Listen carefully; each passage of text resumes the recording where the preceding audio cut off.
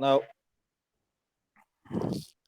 this we are dealing with a subject called as IT 11 Java programming, and this was the content of chapter number one. Basically, there is no theory question being asked on this chapter because it is total installation and configuration of your system. That is Java. Now, basically, Java, as an introduction, you know that this is one of the language that is object-oriented programming language, which was invented in 2002, and the intention was to make it uh, a robust programming language which was accessible on your console application. Then it has converted into Windows application, and now it is on web. You can use it on your browser also. So as far as this whole journey of your Java is concerned, it is excellent to understand. When we go for the practical regular classes, I will go into detail about this history of Java, and then after that we'll check out the flavors, because there are different flavors of Java came into exist.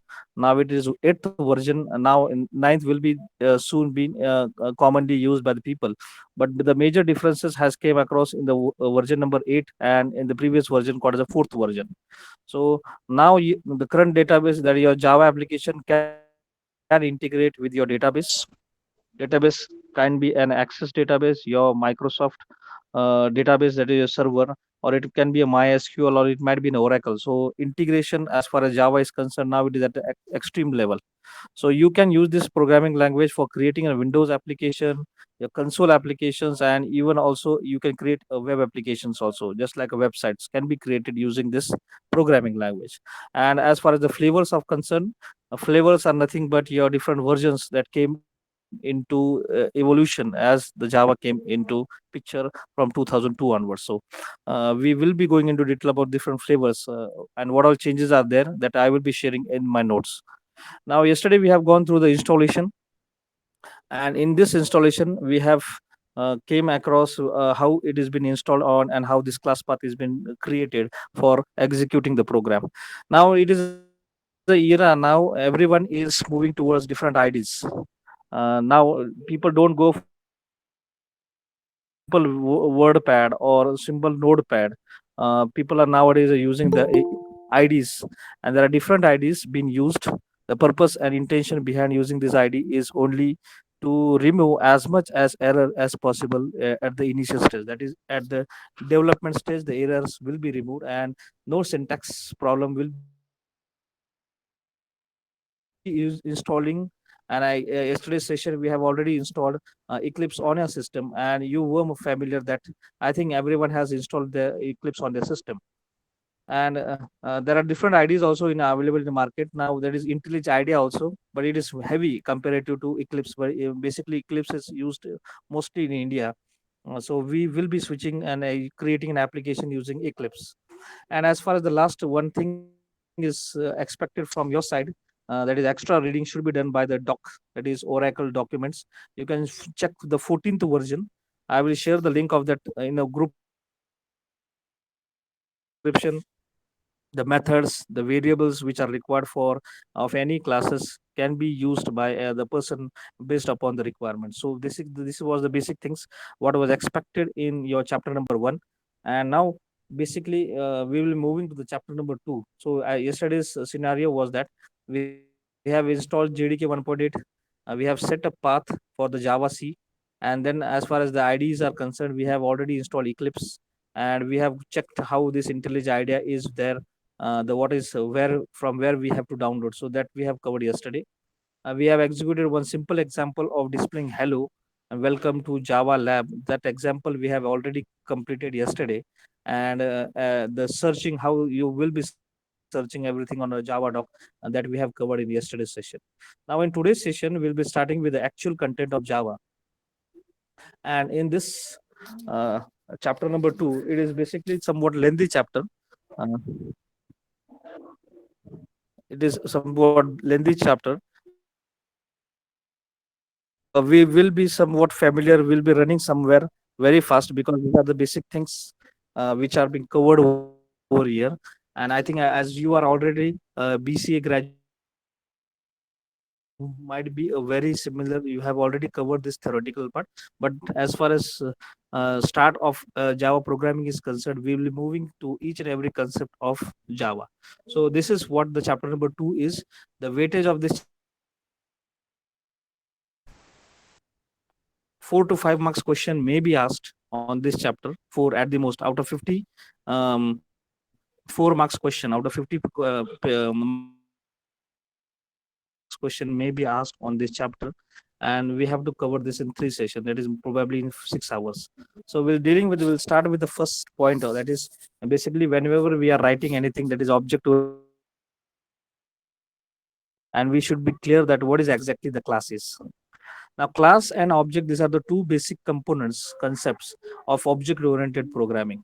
Now, object oriented programming is nowadays it has been used. Previously, it was what we call as static programming. That's just like a C program that is called as a structured programming. We used to write a code from start till the end. बीच में हम कहाँ पर भी घूम नहीं सकते थे because हमारा कोड एक बार चालू हो गया तो पूरा जब तक खत्म नहीं हो जाता तब तक हम उसको एग्जीक्यूट करते थे. Now that scenario has change because क्या हो रहा था जब भी हम कोई वेरिएबल्स डिक्लेयर करते थे हमें उसकी जरूरत रहे ना रहे तभी भी हमें उसके अंदर वैल्यूज हम उसको डालते थे.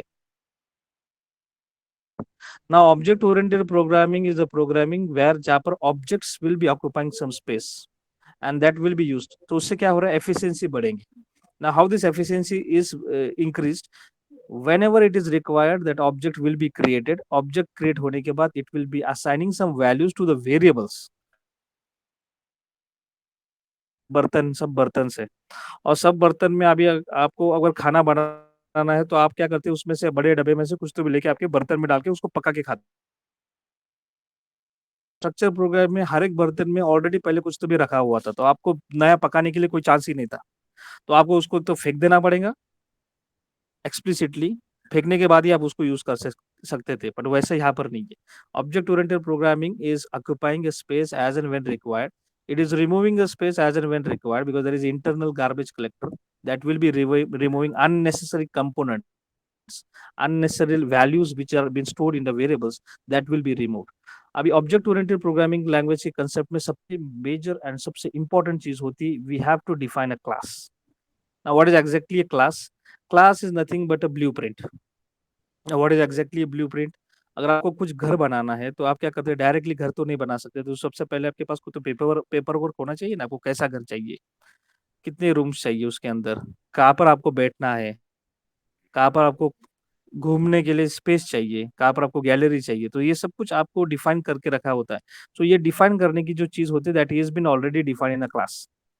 क्लास के अंदर जो भी हम वेरिएबल्स डिक्लेयर करते हैं इंडिविजुअल ऑब्जेक्ट्स जितना हम बनाएंगे उतने उसके लिए सेपरेट एग्जीक्यूशन के लिए वो वर्कआउट होता है. यानी एक बार आपने क्लास बना दिया तो आप कल जाके एक ऑब्जेक्ट उसको एक्सेस कर सकता है, 2 कर सकता है, 10 कर सकते हैं. Hundreds and thousands of object can work on only one single class. तो आपको लगेगा कि यार ये मेरे लिए बना है यानी एक ऑब्जेक्ट के लिए बना है. तो एक ऑब्जेक्ट नहीं मल्टीपल ऑब्जेक्ट जब उसके साथ एक्सेस करेंगे एफिशिएंसी बढ़ेगी उस क्लास की. Now what is exactly a class is? सबसे पहले उसका डिक्लेरेशन हमें पता होना बहुत जरूरी है. Now declaration of class is done into this basic formats. Now what is that? So first one thing we have to know keep in mind ये क्लास का जो नाम है आपको इंटरव्यू में पूछा जाएगा what is exactly the class. So we should know the definition of class. Now class is a user defined blueprint or prototype from which objects are created. It represents the set of properties or method that are common to all objects of one type. In general, class declaration are included this component. So basically जब आप कोई object बना class बना रहे तो वो सबके लिए सेम रहेंगे. ऐसा नहीं होगा कि पहले ऑब्जेक्ट के लिए वो अलग होगा दूसरे ऑब्जेक्ट के लिए वो अलग रहेगा. तो class will be remain as it is. जैसा आपने बनाया है उसी तरीके से वो लास्ट तक रहेगा.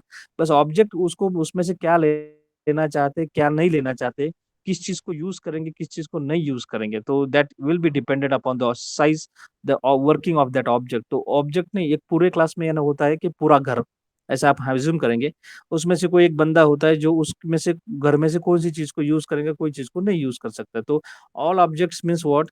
Individual person. आपके घर का कोई बंदा छोटा बच्चा होगा तो वो अलग तरीके से बिहेव करेगा, बूढ़े बड़े बूढ़े होंगे तो अलग तरीके से बिहेव करेंगे. तो हर एक ऑब्जेक्ट यानी हर एक एंटिटी अपने हिसाब से वर्कआउट करने वाला है. पर बेसिकली सब किस प्रोसेस में काम करने वाले हैं, सब क्लास ने जो डिफाइन करके रखा है वही उसके पैरामीटर्स के अंदर वो वर्कआउट करेंगे। नाउ जब भी हम कोई क्लास डिक्लेयर करेंगे, सबसे पहले हमें पता होना चाहिए कि we have to specify its modifier. ये मॉडिफायर्स क्या होता है, ये बताएगा कि आपका क्लास के अंदर के जो भी चीजें है बाहर वालों को पता होनी चाहिए कि नहीं चाहिए। अगर आपने पब्लिक बोल दिया, यानी आपके घर की हर एक चीज बाजू वालों को समझ में आएंगे, तो that is called as a public. अगर आपने क्लास को डिक्लेयर करते समय प्राइवेट बोल दिया, तो यानी आपकी घर की बात घर में ही रहेगी। यानी जो चीज आपने अंदर डिक्लेयर करके रखी है वेरिएबल्स, वो सिर्फ अंदर के लोग ही, अंदर के मेथड ही यूज कर सकते हैं, बाकी बाहर वाला कोई उसको यूज नहीं करेगा। प्रोटेक्टेड बोला तो आप यूज कर सकते हैं, आपके कोई रिश्तेदार उसको यूज कर सकते हैं। So there are different types of access modifiers been available in the market and people are using that. So public, private, protected, friendly, just like that, these are different modifiers. आपको decide करना है कि आपकी जो बात है, आपका जो क्लास है, किन लोगों को यूज करने के लिए रखना है। So that is a modifier, first one. Next second keyword is class. ये जो लोअर केस में हमने क्लास लिखा है, ये नाम लिखने से पहले आपको यूज करना पड़ेगा, तभी उसको समझ में आएगा कि ये हमें करना क्या है, ये क्या चीज है। तो क्लास एंड इंटरफेस ये दो अलग कंसेप्ट है। तो हमें अगर क्लास लिखना होगा तो हम यहाँ पर उसके आगे क्लास लिखेंगे। ना क्लास मतलब क्या, आप जो भी वेरिएबल डिक्लेयर करेंगे, मेथड्स डिक्लेयर करेंगे, उसका डेफिनेशन भी आप उसके अंदर ही लिखेंगे। यानी आप अगर आपने एडिशन का मेथड लिखा है ऐड करने के लिए, तो उसको एडिशन में क्या करने वाला है वो आपको वहां पर ही लिखना पड़ता है, बाहर जाके कहीं लिख नहीं सकते आप। तो दैट इज क्लास। और इंटरफेस क्या होता है, इंटरफेस में सिर्फ डिक्लेरेशन होता है कि आपके पास एक ऐड नाम का फंक्शन है, वो कैसे काम करेगा ये आपको पता नहीं, ये दूसरे को पता है कैसे यूज करने वाला है और कैसे उसका लॉजिक आपको लिखना है। So classes are somewhat different. We have to use a keyword called as a class, and उसके बाद में उसको नाम देना है। तो यहाँ पर कुछ स्टैंडर्ड्स फॉलो करने पड़ते हैं हमें। जब भी हम कोई नाम देना चाहेंगे, तो it should always be written in upper case, the first character should be in upper case. Don't make a habit of writing a class name with numbers, special symbols, या फिर कुछ concatenation of some special characters, ऐसे आप नहीं use कर सकते। आप उसको यूज कर सकते हैं, बट वो सफिक्स बोल के यूज कर सकते हैं। यानी क्लास सपोज भी से MCA 1, MCA 2, MCA 3, तो 1 2 3 अगर आपको यूज करना है, तो ऐसा नहीं लिख सकते 1 MCA 2 MCA, ऐसा नहीं। MCA यानी first character should B, first letter of your class name should be a character only, and it should be written in upper case. Lower case लिखा तो भी कोई प्रॉब्लम नहीं, but as far as sign and convention are concern, आपको पहला character, पहले letter का पहला कैरेक्टर आप उसको अपर केस में लिखना जरूरी है। और उसकी साइज, उसकी लेंथ आपको 32 कैरेक्टर्स के ज्यादा नहीं चाहिए। So at the most you can use 32 characters for writing a class name. Now if you want to use some features, जैसे आपको कोई पॉलीमॉर्फिज्म, जो अपनी ऑब्जेक्ट ओरिएंटेड प्रोग्रामिंग के कुछ फीचर्स है, आपको कुछ पैरेंट क्लासेस से कुछ लेना है, तो you can use that super class powers into your regular class. आपने जो बनाया, आपको कुछ रेडीमेड यूज करना है, you can use extend keyword. अगर क्लास होगा तब जाके आप एक्सटेंड कीवर्ड यूज कर सकते हैं। अगर इंटरफेस होगा तो आपको वहां पर इम्प्लीमेंट कीवर्ड यूज करना पड़ेगा। So basically class, extend, implements, all are nothing but your keywords, and these keywords should be written whenever you are writing a code. And finally, this is a body tag. It is in parenthesis. You have to write everything into this parenthesis. So this is the basic, what we call as structure of a class. Now we'll move further. Now what is object. Now class एक बार आपने define करके रखा है, तो आपका काम है sir उसको यूज करना है, किस तरीके से यूज करना है। So object is basically a unit of object oriented programming and represents a real life entities। Basically यानी आपकी जो क्लास है वो सिर्फ एक स्केलेटन है, वो एक्चुअली कुछ नहीं हो सकता, वो वर्क नहीं होता जब तक आप उसका ऑब्जेक्ट बना के उसको एग्जीक्यूट करने के लिए नहीं भेजते। तो ऑब्जेक्ट यानी जो चीज आपके क्लास का फीचर को यूज करके एग्जीक्यूट होने वाला है। So that is one thing. So object में क्या है, ऑब्जेक्ट में तीन चीजें होती है, one is state, one is behaviour and one is identity. State मतलब क्या, स्टेट मतलब क्या, this is an what we called as जैसे आपको कुछ एट्रीब्यूट्स डिफाइन करने कोई ऑब्जेक्ट के, जैसे ब्रीड, एज, जैसे यहाँ पर मैंने एक डॉग का एग्जांपल लिया है। सो आइडेंटिफायर मतलब क्या, उसका नाम, नेम, आप उसको नेम दे सकते हैं। देन एट्रीब्यूट्स, जिसको हम स्टेट बोलते हैं, एट्रीब्यूट्स यानी वेरिएबल्स जो हम डिक्लेयर करते हैं उस ऑब्जेक्ट को काम करने के लिए, that we call as state. And behaviour मतलब क्या, कि उसके अंदर वो क्या काम करने वाला है, exactly what business logic should be there, this all thing is written in behaviour. So object जब भी हम बात करेंगे तो तीन चीजें ध्यान में रखना है, एक उसका नाम that is identity, second one उसका स्टेट एंड एट्रीब्यूट्स, कौन से वेरिएबल्स आपको चाहिए उसको यूज करने के लिए, and final one is behaviour, यानी किस तरीके से वो ऑब्जेक्ट वहां पर बिहेव करने वाला है। So these are the basic three components we need to keep in mind whenever we are creating any objects. Now in real life examples we will be dealing with some examples of creating, calculating the circle, square, uh, areas and all those things. So we'll be using some customer classes and product classes. एक real life example में we'll be checking how this object is being created using this one. Now second one is declaring an object. हम किस तरीके से object declare कर सकते हैं, कितने सारे ऑब्जेक्ट डिक्लेयर कर सकते हैं। देखो this is a class. Now class is nothing but a declaration of variables and उस functionalities, that is its behavior. इतना ही होता है क्लास के अंदर, ये जो सेंटर वाला पार्ट है that is a class. और आप अभी डिफाइन करेंगे this object. Now this object यानी आपको इसके कौन से फीचर्स लेने हैं, इसको कौन से बिहेवियर अलाउड करना है। अगर जैसे मैंने बोला यहाँ पर डॉग 1 है, डॉग 2 अलग रहेगा, डॉग 3 अलग रहेगा, डॉग 4 अलग रहेगा, बट उसकी जो बाउंड्रीज है, ये बाउंड्रीज यानी इस क्लास के बाहर कभी नहीं जाएंगी। तो ये बाउंड्रीज आपके सेट करके रखना है आपको, और बस जाके आपको रन टाइम में कोई ऑब्जेक्ट बनाना है और उसको जाके एग्जीक्यूट करने के लिए भेजना है। So basically whenever an object of a class is created, जब भी आप कोई ऑब्जेक्ट बनाना चालू करेंगे, class is called as an instantiated. The class is called as instantiated, यानी क्या, सिर्फ क्लास डिक्लेरेशन अलग होता है। क्लास डिक्लेयर करने के बाद कोई ऑब्जेक्ट आप डिक्लेयर करते हैं उस क्लास का, तो उस समय उस क्लास को बोला जाता है क्लास इज कॉल्ड एज इंस्टेंशिएटेड। जब तक हम ऑब्जेक्ट नहीं बनाते तब तक वो सिर्फ क्लास होता है, जब हम ऑब्जेक्ट बनाते हैं उस क्लास का, उसको हम इंस्टेंशिएटेड बोलते हैं। All the instance share the attributes and behaviour, ये जो भी हम बॉक्स के अंदर लिखते हैं एट्रीब्यूट्स और इसके अंदर बिहेवियर्स के अंदर, ये सभी शेयर किए जाते हैं आपके हर एक ऑब्जेक्ट को। जैसे यहाँ पर डॉग 1, डॉग 2, डॉग 3, डॉग 4 है, ये सभी ऑब्जेक्ट्स इन दो कंपोनेंट्स यानी एट्रीब्यूट और बिहेवियर दोनों को एक्सेस करते हैं 100%। उसमें ऐसा कभी नहीं होता कि अगर आपने ऑब्जेक्ट 1 यानी डॉग 1 और डॉग 3 ये दो उसको एक्सेस नहीं कर सकते। सब जो आप उस क्लास का ऑब्जेक्ट बनेंगे, as soon as this object will be accessing the attributes and behavior of that class. So that is one thing you have to keep in mind. ऐसा कहीं नहीं होता कि कोई ऑब्जेक्ट उसको एक्सेस नहीं कर सकता, everything it is accessed.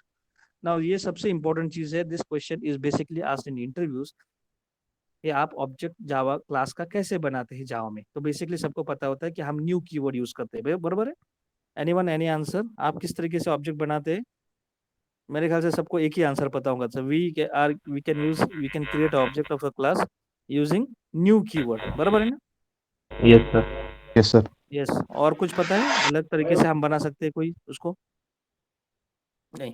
So there are 4 veg, ध्यान में रखना है ये, there are 4 different ways through which we can create object of a class. तो first one is by using a new keyword, जिसको हम बोलते हैं यूजिंग न्यू कीवर्ड। तो उसको कैसे बनाते हैं, जैसे हमारे क्लास का नाम है टेस्ट और ऑब्जेक्ट का नाम भी है टेस्ट, टी है suppose, test class and T is the object name is equal to new test. So new keyword use कर दिया, ऑब्जेक्ट बन चुका है उस क्लास का। ये एक सिंपल तरीका है। सेकेंड टेक्निक होता है by using a class dot for name function, class dot for name function, और उसके अंदर आपको देना पड़ेगा उसका पाथ, एग्जैक्टली वो क्लास आपके फोल्डर के अंदर कहाँ पर है, यानी कौन से पैकेज में वो क्लास प्रेजेंट है। और उसके बाद होता है न्यू इंस्टेंस, जैसे मैंने एक एग्जांपल के लिखा है, अगर मेरी टेस्ट नाम की क्लास है उसका मुझे ऑब्जेक्ट बनाना है, तो मैंने यहाँ पर टाइप कास्ट कर दिया because this is class dot for name. तो ये ऑब्जेक्ट बना रहा है किस चीज का, ये टेस्ट नाम के क्लास का, ये पैकेज के अंदर प्रेजेंट है। पैकेज मतलब क्या, कोई फोल्डर के अंदर प्रेजेंट है। जैसे कॉम नाम का फोल्डर है, उसके अंदर P1 नाम का प्रोजेक्ट है, P1 नाम का प्रोजेक्ट है, और प्रोजेक्ट के अंदर ये मेरी क्लास फाइल बन चुकी है। तो ये मुझे पूरा पाथ डबल कोट में लिखना है, और ये क्लास डॉट फॉरनेम से हम यूज करते हैं। And the name of the function is new instance. मेरे ख्याल से ये नाम आपने JDBC में नाम सुना होगा। यस, JDBC में नाम सुना था, डेटाबेस कनेक्टिविटी में, class dot for name Sun dot JDBC dot ODBC। Yes sir. Yes, आपने वहां पर नाम सुना था। यस। Yes, sir. तो पर्पस वाज, या हमने डेटाबेस के साथ क्यों इंटरेक्ट करे थे, डेटाबेस अलग चीज होती है, उसको इंटीग्रेट करने के लिए हमें उसका नाम पता होना चाहिए। तो हम यहाँ पर लिखते थे Sun dot JDBC dot ODBC dot, ऐसे नाम क्यों लिखते थे, बिकॉज हमें वो पता नहीं है, जावा को पता नहीं था, जावा ने उसको ढूंढ के लाया। तो कैसे ढूंढा था, it is class dot for name, ये नाम जो क्लास है दिस इज जेनेरिक क्लास, ये पेरेंट क्लास होती है सभी क्लासेस की, ये सब कुछ काम कर सकती है आपके लिए। तो दैट इज फॉर नेम, यानी किस चीज को आपको ढूंढना है वो चीज को उसने ढूंढा, और उसका न्यू इंस्टेंस नाम के फंक्शन से उसका ऑब्जेक्ट बना दिया, और ये ऑब्जेक्ट उसने ओबीजे नाम से रेफर कर दिया। तो this is second technique of creating an object in Java. हम ये यूज नहीं करते because it is very complicated, क्योंकि हमें यहाँ पर टाइपकास्ट करना पड़ रहा है, हमें क्लास डॉट फॉर्नम को छोटी सी चीज के लिए हमने उसको बुलाना पड़ रहा है। जैसे हमने कोई चीज, छोटी बच्चे ने घर पे कुछ झगड़ा किया, तो हम हर बार बोलते पापा को बोलेंगे, मम्मी को बोलेंगे। तो आपको क्या करना है, उनको हर बार पापा मम्मी को नहीं बुलाना, आपको आपको आपके हिसाब से उसको सॉर्ट आउट करना है। तो ये जो न्यू कीवर्ड कर दो, don't call the parent class. So class dot for name ज्यादा करके हम यूज नहीं करते, जब बहुत ही क्रिटिकल काम होता है, जो हम नहीं कर सकते, जो हमें पता नहीं, उस सिचुएशन में उस क्लास का ऑब्जेक्ट बनाने के लिए you can use class dot for name. Okay, तो this is second one. The third technique is cloning.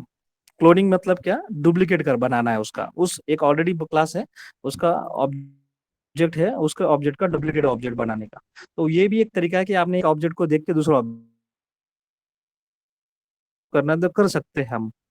यहाँ पर अगर हमने टेस्ट नाम के क्लास का कोई ऑब्जेक्ट बनाया है T1 से, T1 नाम का टेस्ट क्लास का ऑब्जेक्ट बनाया, अभी मुझे उसका डुप्लीकेट बनाना है, तो मैं उसका डुप्लीकेट बनाऊंगा बाय यूजिंग अ क्लोन मेथड, बाय यूजिंग अ क्लोन मेथड। तो कैसे बनाएंगे हम, टेस्ट नाम के क्लास का ऑब्जेक्ट बनाएंगे T2 इज इक्वल टू, ये टाइप का स्टिंग कर दिया हमने उसको, and this is nothing but T1, यानी पहला ऑब्जेक्ट जो बना है डॉट क्लोन, यानी T1 को हमने डायरेक्टली राइट साइड में न्यू कीवर्ड नहीं यूज किया, हमने क्लास डॉट फॉर नेम नहीं यूज किया, हमने डायरेक्टली एक ऑब्जेक्ट का नाम लिया है दैट इज T1, और उसको डॉट क्लोन कर दिया। क्लोन कर दिया मतलब क्या, उस ऑब्जेक्ट का डुप्लीकेट हमने बना दिया। Now that will be used for executing. So first one is new keyword, second one is class dot for name with new instance नाम के फंक्शन से हम उसका ऑब्जेक्ट बनाते हैं। Third one is by using a dot clone function. And finally, finally whenever we are creating object, it is very simple, ये third होता है, that is deserialization. Deserialization is a technique where we are using different classes, just like this simple example. File input stream, file is the name of an object, is equal to new file input stream, and then after that we are creating object input stream in is equal to new object input stream. और यहाँ पर देखो, ये अलग तरीके, this is called the deserialization. We are using object as a class, the name of that object will be obj, and we are using, because ये भी ये क्लास का इसके साथ रेफरेंस क्या है, क्योंकि ये फाइल नाम हमने इनपुट बोल के यहाँ पर दिया है। ओके, सो ये फाइल नाम का ऑब्जेक्ट हमने ऑब्जेक्ट इनपुट स्ट्रीम में लिया, यानी मतलब क्या, हमने फाइल का एक ऑब्जेक्ट बनाया। ये फाइल इनपुट स्ट्रीम हम आगे जाके चैप्टर में पढ़ेंगे। इसका पर्पज होता है कोई फाइल को अगर आपको आपको ओपन करना है, जैसे आपको कोई वर्ड फाइल को ओपन करना है जावा के हेल्प करके, तो हमें पहले उसका नाम बताना पड़ता है कि ये कहाँ पर प्रेजेंट है, उसका ऑब्जेक्ट बनाएंगे। उसका ऑब्जेक्ट को हमने ऑब्जेक्ट इनपुट स्ट्रीम, बिकॉज हमें हर एक चीज को रीड करना है, सो ऑब्जेक्ट इनपुट स्ट्रीम को वो फाइल का इनपुट दिया है। एंड फाइनली रीड ऑब्जेक्ट बोल के हम उस ऑब्जेक्ट को रीड कर सकते हैं। और यहाँ पर रिटर्न टाइम में देखो, nowhere we are using this object, so it is called as a deserialization. Deserialization is a technique of reading an object from the saved state in a live file. ये ध्यान में रखना है, deserialization is a technique of reading an object from the saved state in a file. So आप उस कोई भी file को रीड कर सकते हैं, और इस टेक्निक को बोला जाता है deserialization. So are you clear with these four techniques? New keyword, class deserialization. So everyone is clear how we are creating an object? Yes. Yes, Yes, sir. sir. Yes, sir. Okay. So Yes, okay, sir. we'll move further. Now बहुत बार ऐसा होता है कि references, अगर हमने सी पढ़ा है, अपने रेफरेंसेस नाम का पढ़ा है, एट द रेट साइन बहुत बार यूज किया है, और जावा में आने के बाद आप बोलेंगे सर ये ऐसा तो कहाँ पर भी नहीं, कि आपने पॉइंटर, हाँ पॉइंटर नाम की चीज ही हमने भूल गए, पॉइंटर बिंटर नाम की चीज जावा में है क्या, नहीं है कि नहीं। तो वो चीज को हम यहाँ पर बोलते हैं references. Okay, so object is somewhat different than a references. So I have make a comparison between the two things, that is what is references. References मतलब क्या, location kahan par aapka object hai, and one is object. So we will be using these two keywords. So parameters of differentiation is very simple. Basic definition. पहले हम definition को देखेंगे. Object का definition क्या है, reference का definition क्या है. So what is object? Object is a instance of a class. जैसे instance मतलब क्या, उसका ही एक second copy होता है. And all elements it contents are based on the blueprint of a class. यानी जो जो क्लास में आपने लिखा है वही उसका रिप्रेजेंटेटिव होता है, बाहर की चीजों को रिप्रेजेंट नहीं करता. तो ये ध्यान में रखना है. So object is nothing but a class, instance of a class. Instance यानी क्या, वो एक पार्ट होता है, पार्ट एंड पार्शियल होता है क्लासेस का, बट उसका एक ही चीज होता है कि वो सिर्फ उसका ब्लू प्रिंट है, यानी उसका एक डुप्लीकेट कॉपी है. उसमें जो चाहिए आप उसको यूज कर सकते हैं. What about references? It is a simple memory reference that points to where the object is stored in the memory slot. यानी एक ऐसा लोकेशन वो आपको बताएंगे कि आपका ऑब्जेक्ट कहाँ पर स्टोर होके रखा है. So that is nothing but a reference. So there is always a reference of an object, there is nowhere reference of a class. ध्यान में रखना है, हम क्लास का रेफरेंस कभी नहीं यूज करते. हम रेफरेंस जब भी यूज करते, it is a reference of an object. So this is basic definition of your reference. Second, format of creation. किस तरीके से हम उसको बनाते हैं. जैसे this is simple format of creating object. जैसे हमने बोला क्लास नेम रेफरेंस, यानी जैसे हम क्लास का नाम वन, जैसे test T is equal to new test. तो इस तरीके से हम ऑब्जेक्ट बनाते हैं. बट ऑब्जेक्ट रेफरेंस थोड़ा अलग होता है. The memory reference is created alongside object. It is used in the format for object creation and it is given a variable name. तो इसको हम नाम देते हैं. जैसे यहाँ पर हमने ऑब्जेक्ट बनाया पर उसका नाम क्या दिया, हमने टी दिया है. यहाँ पर हमने T1 दिया है, यहाँ पर हमने T2 दिया है. तो ये जो नाम होता है ये ऑब्जेक्ट का रेफरेंस होता है. उस नाम से ही हम उसको यूज कर सकते हैं. सो that is nothing but your object reference. Elements, it contains methods and variable based on the class. जितने भी मेथड्स और जितने भी वेरिएबल आपने क्लास के अंदर दिया है, it is based on that only. And what about this references? It contains a sequence of bit that stores the address of object. क्योंकि मैंने क्या बोला कि अगर ये टेस्ट नाम की कोई क्लास है, आपने एक ऑब्जेक्ट बनाया, दो बनाया, तीन बनाए, 10 बनाए, हजार भी ऑब्जेक्ट आप बना सकते हैं. तो आपको हर बार ऑब्जेक्ट का रेफरेंस रखना बहुत जरूरी है कि कौन सा ऑब्जेक्ट क्या काम करने वाला है. So that is nothing but reference. So ध्यान में रखना है, वेरिएबल्स को डिफाइन करता है. वैसे ये जो रेफरेंस होता है ये सीक्वेंस को मेंटेन करता है कि कौन सा ऑब्जेक्ट किस नाम से बन चुका है. So that is be maintain in address format. And mutable, mutable means what? Object have state and behavior that can be changed. That is the state of object can be changed. यानी आप उस object, अगर आपको कोई चीज को add करना है, डिलीट करना है, यानी अपडेट करना है, तो आप सब चीजों को उसके अंदर कर सकते हैं. But what about references? Reference variables value can not be changed. जैसे आपने ऑब्जेक्ट बना दिया, उसका नाम आपको चेंज करने की अथॉरिटी नहीं है. It will remain till the end of your program. So object का बिहेवियर चेंज कर सकते हैं, यानी उसके फंक्शन कौन से एग्जीक्यूट करेंगे, कौन से नहीं करेंगे, कौन से वेरिएबल एक्सेस करेंगे, कौन से नहीं करेंगे, ये सब कुछ आप कर सकते हैं. बट आप उसका नाम नहीं बदल सकते. So references values cannot be changed. It can only remain on the data type that it was being created. And last one, a virtual meaning. It is a real world entity that holds some form of memory or data. यानी actual object होता है जो कुछ space लेता है, कुछ data के साथ एक्सेस करता है, जिसको हम ऑब्जेक्ट बोलते हैं. But whereas in reference is concern, it is nothing but a variable name.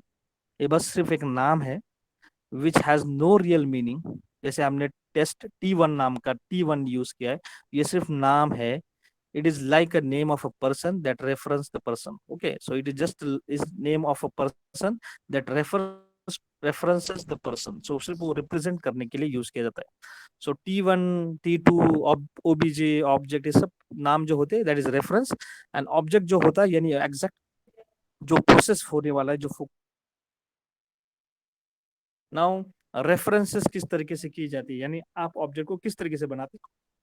जैसे strong reference, weak reference, soft reference and phantom reference. मैं थोड़ा डिटेल में नहीं जाता. This is only a type of objects being created. These are the only four different types of references we are using. That is one is strong reference, weak reference, soft reference and phantom reference. ये videos में आपको अपना theoretical part will be shared with you, but this is you have to keep in mind, and there are only four types create. Now second most important thing is, जैसे हम बात कर रहे हैं ऑब्जेक्ट की, object is nothing but a blueprint and it is representative of your class. So इसके अंदर three अलग तरीके से उसको यानी वर्कआउट होता है. One is declaration, second one is instantiation, and third one is initialization. So declaration, instantiation and initialization, ये तीनों प्रोसेस में आपको, जैसे हम प्रोग्राम लिखना चालू करेंगे आपको समझ में आएगा. यानी डिक्लेयर करना मतलब यूज करना नहीं, आपने सिर्फ डिक्लेयर कर दिया. इंस्टेंशिएशन मतलब क्या, आपने न्यू वर्ड उसके सामने यूज किया, इसका मतलब आपने उस क्लास का उसको पावर दे दिया उस ऑब्जेक्ट को. एंड थर्ड वन इनिशियलाइजेशन, यानी उसको काम करने के लिए भेज देना. ये तीन काम करना है आपको. डिक्लेयर भी करना है आपको, उसको न्यू कीवर्ड या फिर क्लास डॉट फॉर नेम से उसको इंस्टेंशिएट करना है, यानी उसका नाम कोई तो भी क्लास के साथ उसको जोड़ना है. और थर्ड, उसको कोई फंक्शनलिटी अलॉट करके उसको भागने के लिए भेजना है. So that is called as initialisation. So these are three basic things we do with object in a Java. Now, ये जो कुछ theoretical part है, what are the basic differences between the references and object? We have already covered the theoretical, what we call as differences. Again, it is same thing. I don't want to repeat it. And we'll move for the writing one simple codes. पर सबसे पहले codes में लिखने से पहले हमें data types पता होना बहुत जरूरी है. And I think you are with pen in your hand. You are having pen, ऐसा एज्यूम करके मैं चल रहा हूँ, क्योंकि हमें सबसे पहले पता होना चाहिए कि हमारे डेटा टाइप्स कौन सा है. So first you should know data types. Data types मतलब क्या, आपके घर में कोई बर्तन कौन से है? कौन से बर्तन है. It's just like that. This is type. कौन सा बर्तन है आपके पास, उसकी साइज कितनी है, और उसका डिफॉल्ट उसके अंदर आपने कुछ रखा हुआ है क्या. ये तीन चीजों में हम उसको बाइफोकेट कर लेंगे. तो पहला जो है हम उसको बोलते हैं सबसे छोटा वाला घर में, दैट इज बूलियन. सबसे छोटा वाला जो हमारे घर में है दैट इज बूलियन. उसकी साइज होती है 1 बिट. उसकी साइज होती है 1 बिट. और उसको डिफॉल्ट उसके अंदर आप कुछ भी स्टोर नहीं कर सकते, कुछ भी नहीं होता उसके अंदर. ओके, जैसे आपने डिक्लेयर कर दिया, वो 1 बिट का साइज ले लेगा और उसके अंदर कुछ नहीं स्टोर करके रखेंगे. Now second one is char. Now char should be written in lower case. So character होता है जो कैरेक्टर स्टोर करते हैं, और उसकी साइज होती है 2 बिट्स. कितनी होती है, 2 बिट. और उसके अंदर बाय डिफॉल्ट क्या होता है, नल वैल्यू होती है. You are adding null into that. तो ये बेसिकली सबसे छोटे वाले घर के दो बंदे हैं हमारे. अभी थोड़े से बड़े वाले जो कॉलेज को जाते हैं, तो वो है बाइट. तो this is byte. Now byte कितना स्पेस लेता है, byte is always taking 1 size, और उसकी डिफॉल्ट वैल्यू होती है 0. सेकंड जो होता है उससे थोड़ा सा बड़ा वाला, जिसको हम बोलते हैं शॉर्ट. छोटे नाही म्हणत का आपल्या घरी, एक होते पिल्लू, एक असतं शॉर्ट छोटे, तसे ते प्रकार आहेत. बाइट यानी शॉर्ट विल ऑक्युपाई 2 बाइट्स, और उसकी डिफॉल्ट वैल्यू होती है 0.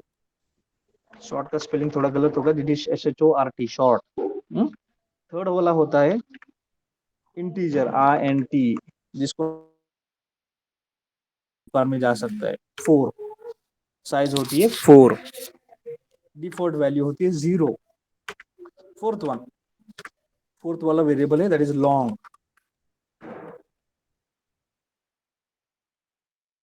और उसकी लंबा खिलाड़ी. सो इट इज 4 1. नाउ ये सभी जो हमने लिखा है, these are all for the purpose of storing integers. तो इंटीजर्स मतलब क्या, it can store values like 1, 2, it can store value like 4545. It can store values like 45.36. तो ऐसे कुछ भी वैल्यूज आप उसके अंदर स्टोर कर सकते हैं. तो ये मुझे बताना है कि 0 भी आप उसके अंदर स्टोर कर सकते हैं. सो 1, 2, बड़ा वाला नंबर, डेसिमल नंबर, तो ये सब कुछ आप उसके अंदर स्टोर कर सकते हैं. तो ये जो 4 चीजें हैं ये इसको स्टोर करने के लिए काम में आती है. So are you clear with this one? You should know the size of each and every variable. You should know the size of each and every variable more efficiently. क्योंकि इंटरव्यू में पूछने वाला और पूछे जाने वाला और रेगुलर क्वेश्चन, मुझे सिर्फ ये आपको बताना है कि ये आपको पता होना जरूरी है. और मैं कभी भी पूछ सकता हूँ कि what is the size of this one. Shall I move further? Yes. Yes, sir. Yes. Yes, sir. Yes. Okay. Yes, sir. Boolean is one bit. Character is with 2 bits. Byte is one byte. Short is with 2 byte. Integer is with 4 byte. In Java, C में सिर्फ 2 ही bytes लेता है integer. यहाँ पर 4 bytes लेता है. Long 8 bytes लेता है. और ये 4 ही डेटा टाइप्स है. बेसिकली आपको पता होना चाहिए. 4 ही होते हैं. और थोड़ा सा बड़ा वाला, जैसे हम कोई फ्लोट की वैल्यू, जैसे यहाँ पर मैं सिर्फ ये नहीं, फ्लोट वाली वैल्यूज नहीं स्टोर करता है. ये सब कुछ इंटीजर्स को स्टोर कर सकता है. तो अगर मुझे कल चाहिए इतना बड़ा नंबर स्टोर करके रखना है, तो मैं यहाँ पर वो लॉन्ग यूज कर सकता हूँ. मुझे और भी बड़ा नंबर चाहिए तो लॉन्ग यूज कर सकता हूँ. मुझे थोड़ा छोटा चाहिए इंटीजर, थोड़ा और छोटा चाहिए जैसे 22 वाला नंबर, शॉर्ट वाला. हाँ, एक सिंगल कैरेक्टर यूज करना, बाइट यूज कर सकता हूँ. Okay, 0. So it depends upon the types of integer. अगर मुझे फ्लोट वैल्यू स्टोर करना है, जैसे फ्लोट वैल्यू कुछ भी हो सकती है, जैसे 1.36, मैं ऐसे भी स्टोर कर सकता हूँ 55.36543218, बड़ा वाला नंबर. तो ये ऐसे बड़े वाले नंबर हमें स्टोर करने के लिए पावर थोड़ा बड़ा चाहिए. तो वो पावर हम लाएंगे अलग तरीके के डेटाबेस से. So we'll go for that is float.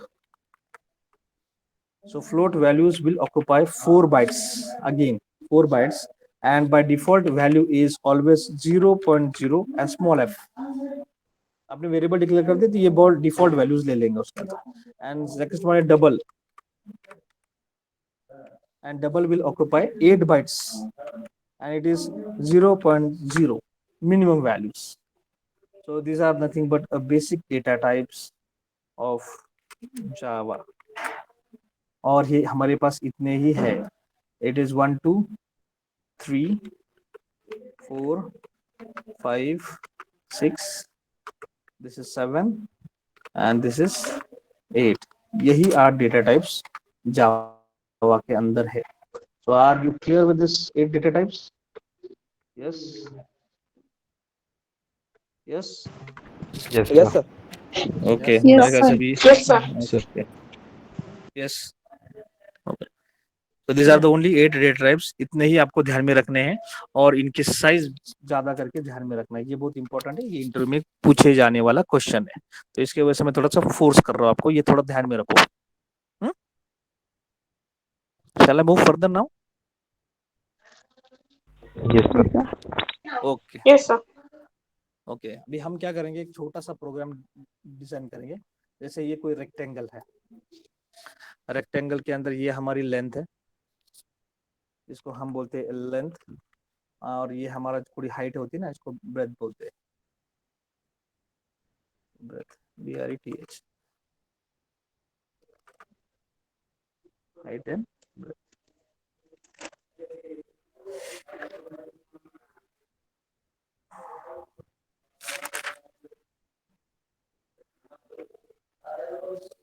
BREATH, breath. So whenever I want to calculate something, suppose I want to calculate area. So anyone knows the formula of calculating area? Length into breadth. हाँ, ये length. मैं assume करता हूँ कि हमारी length को L shortcut में लेता हूँ, L into breadth. यस. और अगर हमें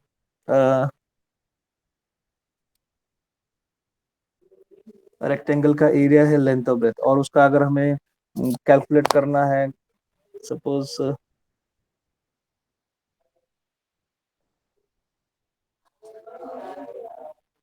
पेरिफेरिक कैलकुलेट करना है हमें, पेरिफेरिक कैलकुलेट करना है, तो हमें उसका फॉर्मूला है 2 into 2 length. into length plus breadth. Yes, 2 into length plus breadth. तो उसका हम पेरिफेरी भी हम उसका कैलकुलेट कर सकते हैं. जो पेरिफेरी मतलब क्या, सिर्फ आउटर साइज की कितना जगह लेंगे. ये जो आउटर है ना, ये कितना, और एरिया मतलब क्या, ये बीच वाला जो पार्ट है वो कितना लेंगे. ओके. तो जैसे ब्लैक वाला एरिया जो है पेरिफेरी होता है, और जो अंदर वाला जो है उसको थोड़ा सा मैं कलर देता हूँ. 1 सेकेंड, ये जो रेड कलर देता हूँ. हाँ, ये जो रेड वाला होता है that is area, and periphery मतलब ये बॉर्डर वाला एरिया ब्लैक कलर में हमने डिफाइन कर दिया.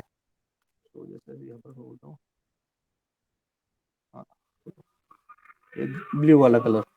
सो हमें ब्लू वाला कलर मतलब ये, एंड जो रेड वाला है, so we call it that this one. So we'll be writing one simple code, और जब भी आप कोई कोड बनाएंगे, so we'll need to write actually what we call as problem statement, and then after that we'll be writing code. So basically मेरे ख्याल से सबको प्रोजेक्ट बनाना आता है, तो फिर से एक बार बनाएंगे प्रैक्टिस करने के लिए एक बार new project. Yes, shall I go from starting a project and then writing a code? Yes, sir. Yes, sir. Okay. So कैसे बनाना है पहले प्रोजेक्ट, यानी अगर आपको सब असाइनमेंट बनना है तो ऐसा एज्यूम करेंगे कि हमारे सामने ऐसा सब कुछ आके पड़ा हुआ है.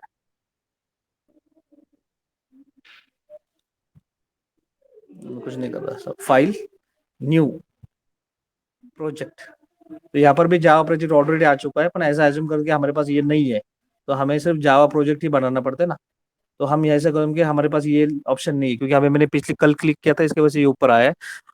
ऐसा एज्यूम करते हैं कि हमारे पास नहीं है, तो हमें क्या करना पड़ता है, प्रोजेक्ट में जाना पड़ता है. प्रोजेक्ट में जाके जावा में जाना है. ऐसे सब बहुत सारे फोल्डर्स होते हैं, मैवन होता है, वेब होता है, जेपीए होता है, तो उसमें हमें जावा में जाना है और जावा प्रोजेक्ट को क्लिक करना है. ऐसे नेक्स्ट, और मैं यहाँ पर बोलता हूँ जावा 2021. ओके, 2021 में नाम देता, सिर्फ इतना नाम दिया, बाकी कुछ नहीं करना. ये खुद ढूंढेगा कि जावा वर्चुअल मशीन आपके सिस्टम में इंस्टॉल है क्या नहीं, होगा तो उसका कौन सा वर्जन है, वो कहाँ पर है, ये सब ऑटोमेटिक कॉन्फ़िगर करना. ध्यान में रखना है, इक्लिप्स यूज करने से पहले जावा इंस्टॉलेशन इज मोस्ट इंपॉर्टेंट. वो होगा तभी जाके यहाँ पर कुछ ना कुछ तो आएंगे, otherwise nothing will open. Okay, ये पाथ है, ये आपको बाय डिफॉल्ट है. अगर आपको चेंज करना है तो आप चेंज कर सकते हैं, बट मैं बाय डिफॉल्ट वहां पर मेरा वर्क स्पेस में ही उसको डिफाइन करके रख रहा हूँ. आई am clicking next button. Next button click करने के बाद it is configuring, it is creating an object, it is creating a project scenario into my system, and see the name is given, that is Java 2021. और उसके अंदर automatically source नाम का folder आ जाएंगे, उसमें कुछ नहीं, उसको क्लिक करने के बाद देखेंगे उसके अंदर कुछ भी नहीं है. नीचे वाले सेक्शन में कुछ नहीं करना, यहाँ पर भी कुछ क्लिक नहीं करना, ये automatically it will store everything into bin folder. Automatically bin folder में स्टोर करेगा, तो हमें सिर्फ इसको फिनिश करना है. And automatically on left hand side you see Java 2021 is created full project. और जब हम उसको एक्सप्लोर करेंगे, देखें Java libraries will be available in front of you. तो जो जो चीजें जावा के प्रोग्राम को कंपाइल करने के लिए, रन करने के लिए चाहिए, ऑल विल बी देयर. जैसे अगर आपका सर्वलेट का होगा तो Java API is there, resources कुछ चाहिए तो that is there, run time environment चाहिए तो आरटी इज देयर. तो हमें उसमें कुछ ज्यादा डिटेल में जाना नहीं, इसलिए हमें लाइब्रेरीज होते हैं जावा के प्रोग्राम को कंपाइल करके रन करने के लिए हेल्प में आने वाले. सो वो वहां पर होते हैं. सोर्स नाम का फोल्डर होता है, you can create write a code, Java code within this folder. So मैं वहां पर राइट क्लिक करता हूँ, and I am going to new, and I am clicking from here, there is a class keyword. So जैसे class बना सकते हैं आप, इंटरफेस बना सकते हैं, इनम बना सकते हैं. तो हमें क्लास बनाना, तो हम उसको क्लास क्लिक करेंगे. तो ये रेडीमेड आईडीज है, तो हमारे सिर्फ नाम यहाँ पर डालना है. तो मैं यहाँ पर बोलता हूँ रेक्टेंगल. रेक्टेंगल, देखो ध्यान में रखना है, नेम शुड ऑलवेज रिटन लिख. सपोज मैंने यहाँ पर 1 लिख दिया, नंबर पहले लिख दिया, this name is not valid. अगर मैंने यहाँ पर स्पेशल सिंबल यूज कर दिया @ this name is not invalid, मैंने निकाल दिया सबको @ को, देखिए यहाँ पर आ जाए, तो ये एरर नहीं है, this is just a warning message. So you are not concern about this. So ये ध्यान में, जब तक ये ऐसा कुछ आपने रेड आया तो इसका मतलब ये उसको यूज नहीं करेगा. आपने नंबर डाल दिया, देखो ध्यान में रखो, ये यहाँ पर भी एरर दिखा रहा है. So don't use a number. अगर आपने स्मॉल कैरेक्टर यूज कर दिया तभी वो कुछ बोलेगा नहीं, but it is a good habit to write the name of your class in upper case starting. और ये आपको बताएंगे कौन सा मॉडिफायर यूज करना है, जैसे मैंने बोला था ना अभी, कौन सा मॉडिफायर यूज करना है, पब्लिक यूज करना है, प्राइवेट यूज करना है, प्रोटेक्टेड यूज करना है, एब्स्ट्रैक्ट. अगर आपने पैकेज यूज किया होता तो यहाँ पर प्राइवेट प्रोटेक्टेड एक्टिवेट हुए होते, अभी हम डायरेक्टली उस सोर्स में डाल देते, तो इसका मतलब उस प्रोजेक्ट का हर एक चीज को ये यूज कर सकते हैं. यानी अगर दूसरे क्लास होंगे तो ये इसको यूज कर सकते, तो बाय डिफॉल्ट वो हमने इसको पब्लिक करना है. अगर आपने पैकेज बनाया, मतलब एक फोल्डर बनाया, और फोल्डर के अंदर अगर आपने क्लास लिखा, तो आपको ये 2 ऑप्शंस चालू हो जाएंगे, प्राइवेट, प्रोटेक्टेड, ये सब कुछ. अगर आपको मेन फंक्शन चाहिए, this is name of a class, access specifier bit define, और मैं यहाँ पर मुझे मेन फंक्शन वाला है, नहीं ये मेरा मेन फंक्शन नहीं है, तो मुझे इसको कुछ नहीं करना. Okay, I don't want main function into this, so I am saying finish.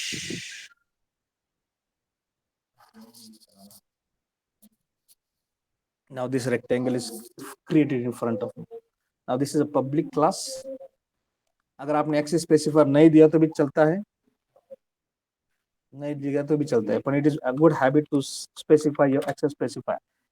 तो ध्यान में रखना, दिस इज पब्लिक. अभी मुझे सब वेरिएबल चाहिए, जैसे मैंने यहाँ पर क्लास में बोला था, कोई भी क्लास डिक्लेयर करने से पहले उसका बिहेवियर होता है. सो उसके अंदर मुझे चाहिए इंटीजर, मेरी लेंथ है और एक ब्रेथ है, L B. और भी मुझे यहाँ पर उसकी फंक्शनलिटी लिखना है. सो वॉइड आई मीन से गेट डेटा, ऐसे नाम का कोई फंक्शन हो और उसके अंदर मैं वेरिएबल्स को वैल्यूज असाइन करता हूँ. So length L is equal to suppose 10 and breadth values is equal to suppose 5. तो ये मैंने लेंथ और ब्रेथ की वैल्यूज को सेट कर दिए और ये मैंने ग्लोबली डिक्लेयर कर दिया. इसका मतलब ये हर एक फंक्शंस यानी ये स्कोप के अंदर सब उसको यूज कर सकते हैं. Okay. Now second thing is that I need to calculate my calculate area. So calculate area is there and यहाँ पर मैं उसको ये एक्सेस स्पेसिफाई देना बहुत जरूरी है. अगर मुझे रिटर्न टाइप चाहिए तो आई विल बी यूजिंग इंटीजर, यानी बाहर की क्लासेस इसको एक्सेस करेंगे. सो कैल एरिया और यहाँ पर मैं यूज करता हूँ return length into breadth. So that is that length and breadth मुझे कैलकुलेट करना है.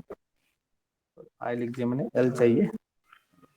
And third function is I want to calculate a periphery. So int calculate peri, ऐसा ही लिखता हूँ मैं. And I will be calculating something into this. So I will be returning the value.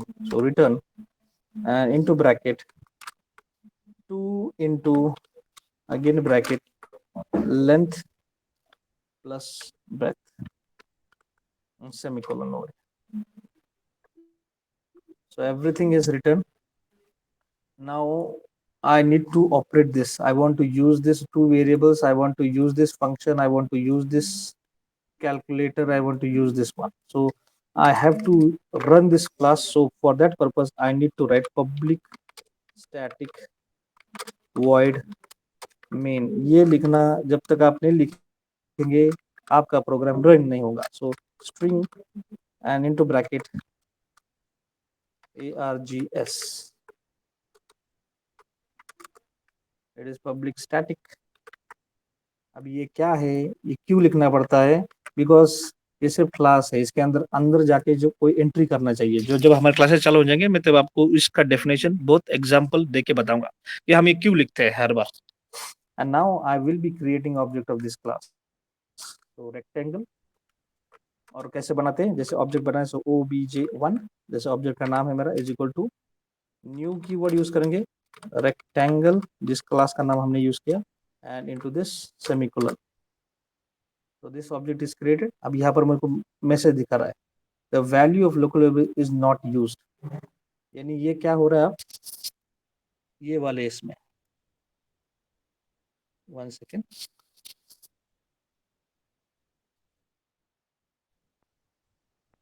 इंस्टेंशिएशन बोलो, ये वाला था.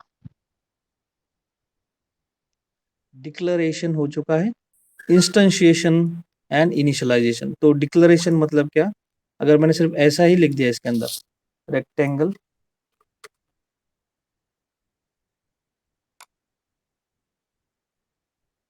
ऐसा, ये डिक्लेरेशन होगा. इसको क्या बोलते हैं आप, डिक्लेरेशन. और अगर मैंने यहाँ पर बोल दिया obj1 is equal to new, इसको बोला जाता है इंस्टेंशिएशन.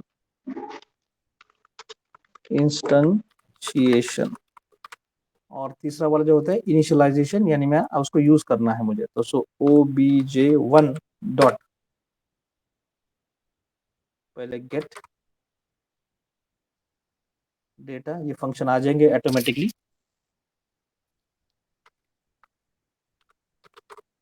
सो गेट डेटा, ये वॉइड टाइप है बता रहा है, तो ये मैंने यूज कर दिया. और मुझे ये इंटीजर है, यानी ये रिटर्न करने वाली. वॉइड मतलब क्या, तो सिर्फ बुलाएंगे और उसका काम खत्म करेंगे. इंट मतलब क्या, ये कुछ रिटर्न करेगा. ये भेजने के बाद इंटीजर वैल्यू, यानी ये जब ये फंक्शन को कॉल करेंगे, ये डायरेक्ट एंटर करेगा और ये जो भेजने वाला है वो इंटीजर भेजने वाला है बार। तो मुझे यहाँ पर कैच करना पड़ेगा, तो मुझे यहाँ पर लिखना पड़ेगा। अगर मुझे नहीं करना तो मुझे यहाँ पर ही डिस्प्ले करना है। तो मैं दूसरा एक एग्जांपल लूंगा जहाँ पर मैं ये रिटर्न टाइम में यूज करूंगा। तो यहाँ पर मैं बोलता हूँ it is system dot out dot print, और यहाँ पर लिखता हूँ मैं this is area, so print ln area calculated and I will be calling this function, ये वाले फंक्शन को कॉल करूंगा। So by saying plus obj1 dot cal area, second one system dot out dot print में ln चाहिए मुझे, and into this ln I'll be saying very calculated plus obj1 dot cal very. That's it. Okay, so अब मैं इसको run कर रहा हूँ। Right click, run as Java application.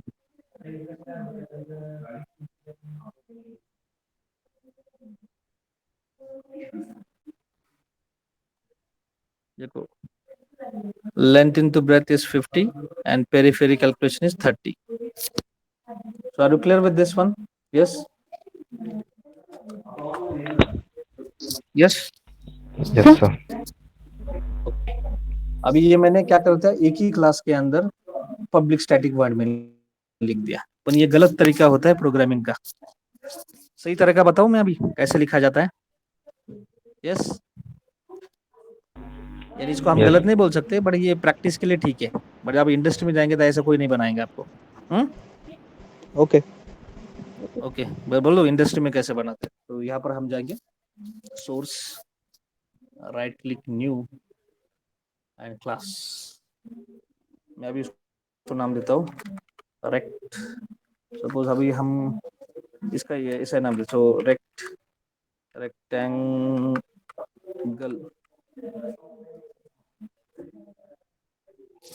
1 नाम देंगे हम उसको, और हम यहाँ पर तो फिनिश कर देंगे। अब ये रेक्टेंगल 1 में क्या करेंगे, हम यहाँ से यहाँ तक कॉपी करेंगे। इसके अंदर सिर्फ रहेगा declaration and functions that will be defining everything, बस डिक्लेरेशन रहेगा और फंक्शनलिटीज रहेंगे, बाकी इसके अंदर कुछ नहीं रहेगा। ओके, मैंने इसमें से कोड को कॉपी करके रखा है। जो आपने रेक्टेंगल बोला था उसको हमने रेक्टेंगल 1 में कॉपी कर दिया। बस हमने यहाँ पर क्या है, सिर्फ डिक्लेरेशन रखा है। So this is only declaration of variables and this is nothing but your functionality, इसको हम बिहेवियर बोलते हैं, इसको हम बहुत बार फंक्शनलिटी भी बोलते हैं, यानी क्या काम करेंगे आप।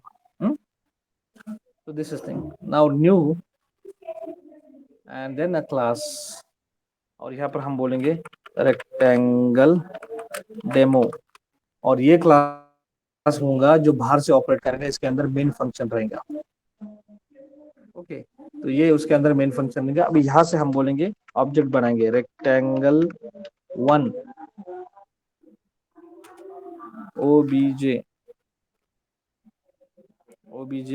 ऑब्जेक्ट का नाम है, सपोज हम उसको नाम देंगे r1 is equal to new rectangle 1, ये हमारा पहला वाला ऑब्जेक्ट, और हमने फंक्शंस को कॉल करना है, तो will call it as r1 dot, automatically आ जाएंगे cal area and r1 dot cal periphery. अब यहाँ पर रिटर्न टाइप है तो मैं थोड़ा सा चेंज कर देता हूँ, मैंने इसको कॉल करने के बाद यहाँ पर ही डिस्प्ले होना चाहिए। सो I will not use this one. I will use void function क्योंकि मुझे फिर से पीछे नहीं आना. So void and यहाँ पर हम बोलेंगे system dot out dot print ln और हम यहाँ पर बोलेंगे डबल कोट में कॉन्कैट करेंगे उसको वैल्यूज के साथ. So calculated area is length into breadth. So यहाँ पर ब्रैकेट में लिख देता हूँ उसको length into breadth. Okay. So now it is okay. And जब भी मैं इसको पेरिफेरी को चाहता हूँ तो same way I will be putting here. So calculate periphery is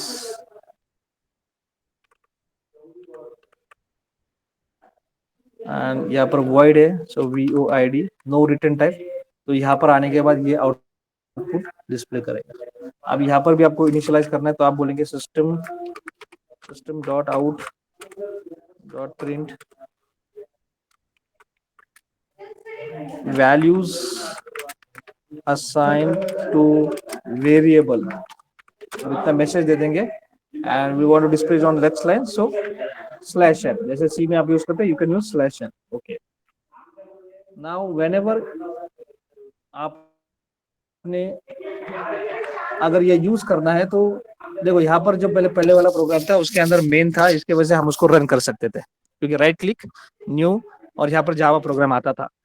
अभी ये जो मैंने क्लास लिखा है दिस इज डेमो जा रेक्टेंगल 1 ये वाले क्लास, तो यहाँ पर सिर्फ डिक्लेरेशन है वेरिएबल का. There is no main function. यहाँ पर कहाँ पर भी मैंने मेन फंक्शन नहीं. अगर मैं इसको रन करना चाहूँ राइट क्लिक न्यू रन तो ये मेरे को बताएंगे नहीं बताएंगे because there is no main function. तो हम इस क्लास को कभी रन नहीं कर सकते. ओके. तो ये सिर्फ सिंपल क्लास होती है, एब्स्ट्रैक्ट क्लास ये क्लास होती है जहां पर हम उसको रेफर करने वाले, क्योंकि हमने जो वाला इंटेंशन था ना, तो ये हमारा इंटेंशन तब भी हो access specifier class declaration variable declaration functionality declaration actually industry में फॉलो किया जाता है. Okay. Access specifier class name declaration class का नेम. अगर आपको यहाँ पर कुछ चीजों को एक्सटेंड करना है इंप्लीमेंट करना है आप पेरेंट क्लास को आप यहाँ पर लिखते हैं variable declaration and functionalities and everything you have to write into this parenthesis into this that's it.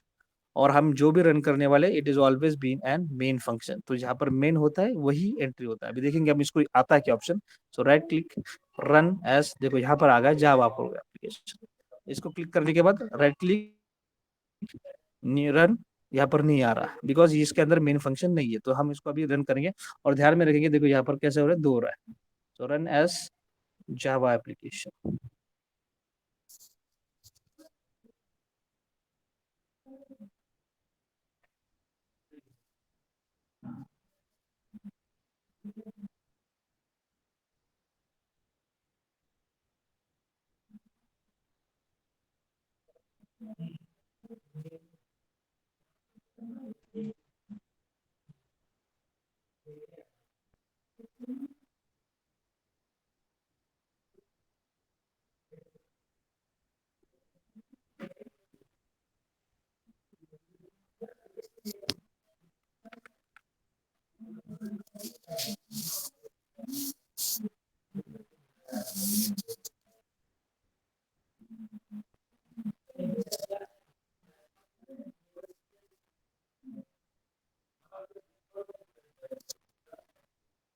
Get data.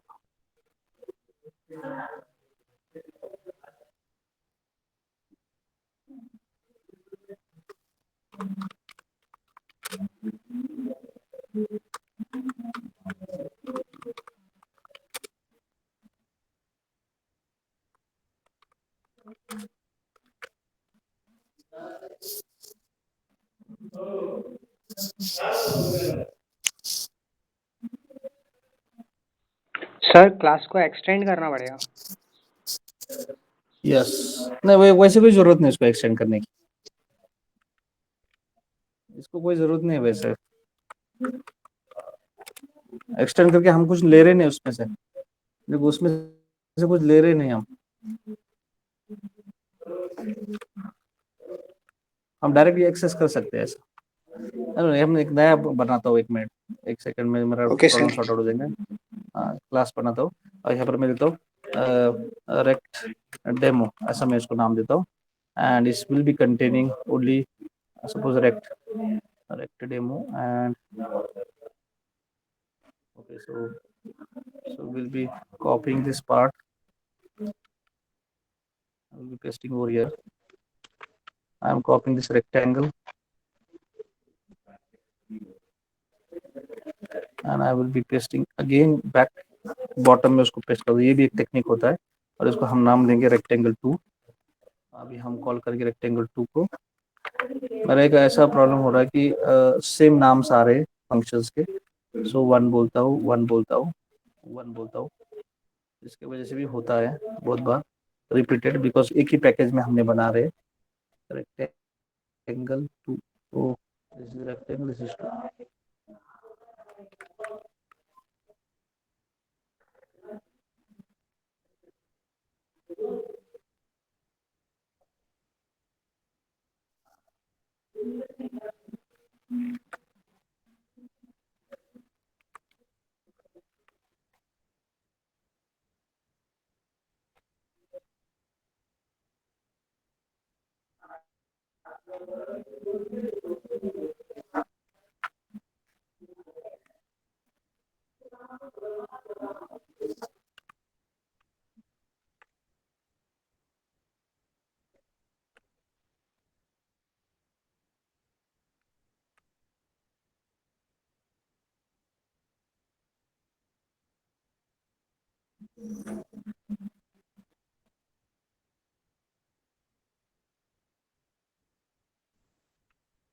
हाँ, मेरा यहाँ पर एक प्रॉब्लम हुआ था, मैंने वो इनिशियलाइज नहीं किया था ना, बराबर है। तो रेक्ट में मैंने जो गेट डाटा उसको कॉल ही नहीं किया, उसके वजह से वो इनिशियलाइज नहीं हुआ ना। सो R1 dot gate data get periphery rectangle 1. So I am creating the object of rectangle 1, rectangle 1. This is name of my functions. तो मैं यहाँ पर डाल दिया।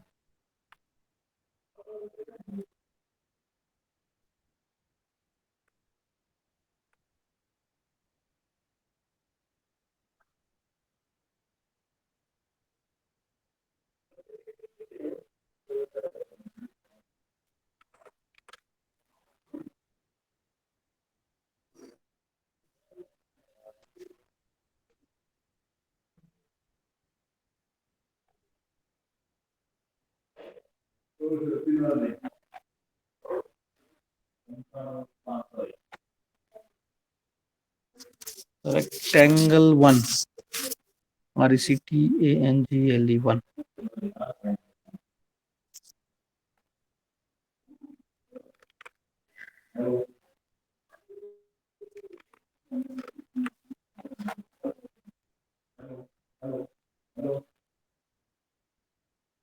So it is displaying.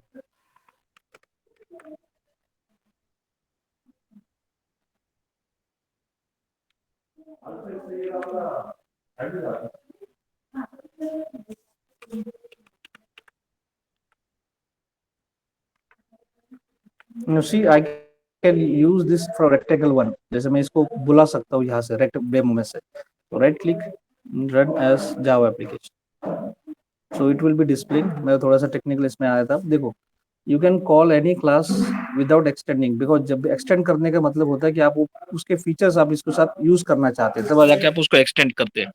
But basically आपको कुछ यूज ही नहीं करना है, आपको सिर्फ उसको जाके कॉल करके उसकी फंक्शनलिटी को एक्सेस करना है। तो at that situation you just create a object of a class and you just refer that functions like this. So this is one way. ये मैंने सिंपल वाला लिया था कि उसी क्लास के अंदर मैंने मेन फंक्शन लिखा था, and this is the one example where I have created written a code separately, declaration and definition, and I have accessed it using from outer side. Okay, so tomorrow we'll meet at 10 10:30 at the most. I will share a link and we'll go for writing a code, writing a classes in very different manner, and we'll go for hands-on examples on different basic functionalities of your Java, and then after that we'll be entering into the core concept of Java programming. So we'll meet tomorrow. I think your second lecture is pending. Okay. So good day. Okay, thank you. One second. I just want to have second. Okay, you can join now. Second lecture. Okay. Good day.